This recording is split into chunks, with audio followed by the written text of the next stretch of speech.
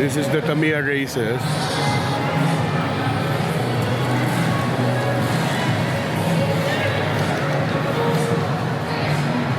But what we're doing here now is we're hijacking the Lexus.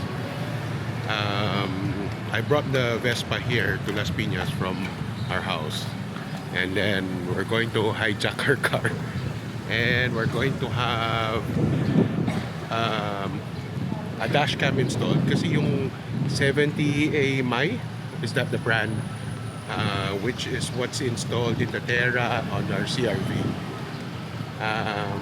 Ang official yata nila na distributor or seller is here in Las Piñas, and they do free install.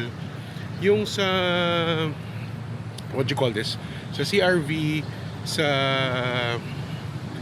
Terra, it was an easy install kasi yung sa side pillars niya wala namang airbag. My problem with here with the Lexus, may airbag siya on the side.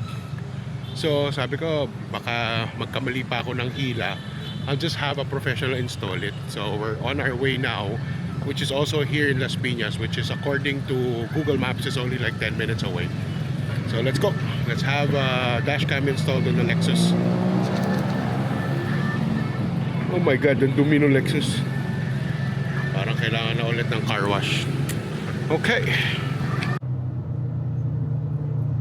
But what I am not yet very sure is, do I actually need a dual dashcam? Dual meaning may front, may rear. Kasi pag nabangga ka sa likod, parang it's easier to prove na hindi mo kasalanan. Kasi kadalasan naman kung sino bumangga sa'yo, yun na yung majority of the time is at fault. It's when nung nasa harap, yung kung tinamaan ka sa harap, ikaw yung nasa likod na sasakyan. So this is where you really need to prove na walang negligence yung nasa harap mo. Kumbaga, the burden of proof will be on you, yung nasa likod na kotse. So kung ikaw yung kotse na binangga galing sa likod, the burden of proof is always on the car behind you, not on the car in front. So do I really still need a rear camera? Kasi makakatipid ka rin at the same time. Yun nga, kailangan ba? Kaya ako parang 90% of me says I don't need the rear camera eh. Yung front lang ang pinaka-crucial sa akin eh. So let's decide when we get there. Let's look at also the prices. Kasi kung ako, I think I'm more decided on going just the front-facing dash camera lang. Kayo, what do you guys, to those who installed the rear camera, why did you guys install the rear camera? Okay. So the name of the store is Jimena Kareen store. So they sell, doon sa store nila, I went inside, puro iba-ibang dashcam eh. But we're going with the 70 MAI para same app na rin sa ginagamit natin. But this one is along, what's the name of the street here? But this is the street na pag diniretso-diretso mo, to is the CAA road going to Alabang Zapote Road. That's the name? Yeah, they call it Tiongquiao Street. But yung dulo nito is, if you go forward there that way, it's the CAA road headed towards Alabang Zapote. So meron lang nauna dito, so they're installing now one. So after ma-install to isa, tayo na dapat ang susunod. And then from there, it should be a quick install kasi front lang naman i-install natin, wala na yung rear. Okay, let's I'll post the installation later.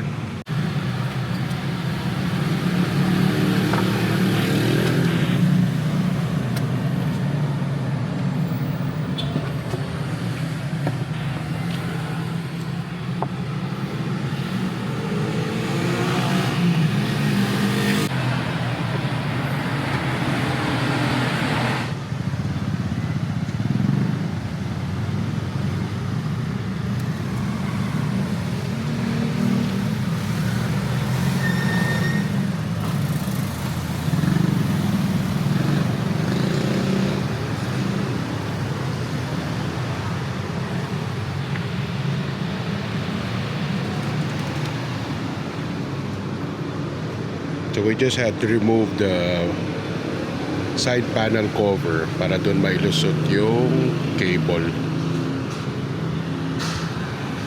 Para hindi na kailangan tanggalin yung airbag.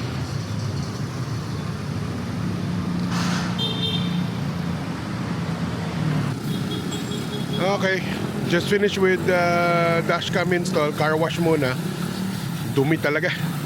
Ay, nako Abby. Car wash muna tayo while waiting.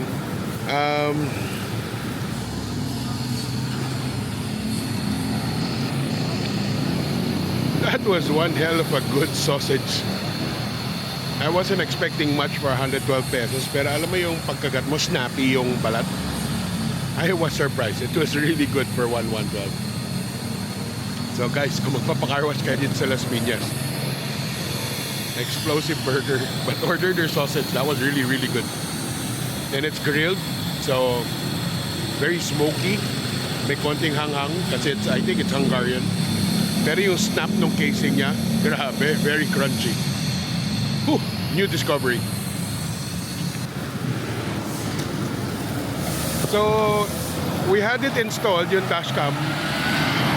So, solo lang talaga yung pinakabit ko. I decided to just have the front cam lang, yung likod hindi ko na pinakabit. But there is always that option to add if we want, but I think I'm okay with just the front camera.